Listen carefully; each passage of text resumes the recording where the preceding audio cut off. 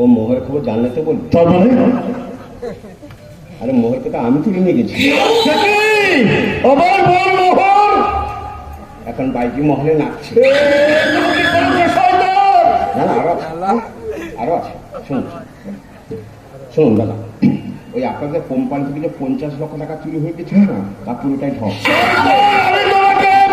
না না আমার কথা এখন শেষ হয়নি। হ্যাঁ আরো আছে, হ্যাঁ আরো আছে শুনুন। আসলে ব্যাপারটা কি হচ্ছে জানেন দাদা, ওই বিপ্লবকে ব্ল্যাকমেল করে ওই পুরো 50 লক্ষ টাকা এই মালটা হাতিয়ে নিয়েছে। ফোন করবেন তো, ওটা আর দয়া করে করবেন না, কারণ আপনি আমাকে ফোন করে দিলে আপনার ওই বিষয় সম্পত্তিগুলো ভোগ করবো কি করে? তাহলে আমার স্বপ্নের স্বপ্ন থেকে যাবে দাদা। আপনার একটা কাজ করুন তো, আপনি বরং এই দলিলটা একটা সই করে দিন তো। দলিল হ্যাঁ একটু সই করুন। না না না না, তোমার এই দলিল আমি কিছুতেই সই করবো না।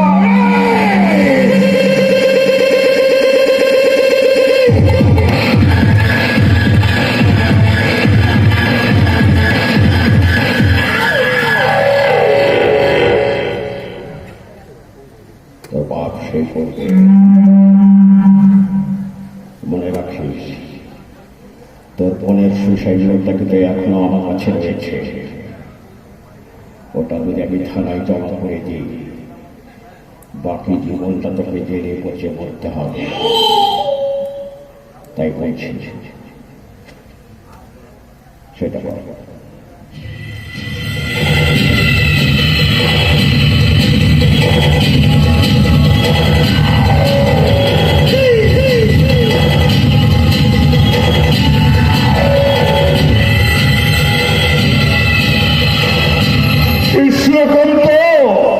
তুমি এত বড় বেঈমান যে মহাপাপ তুমি করলে, তার সাজা তুমি একদিন পাবেই পাবে।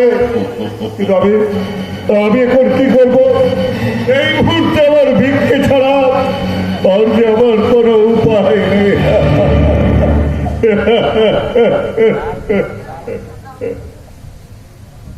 আপনি কি বলছেন দাদা? হ্যাঁ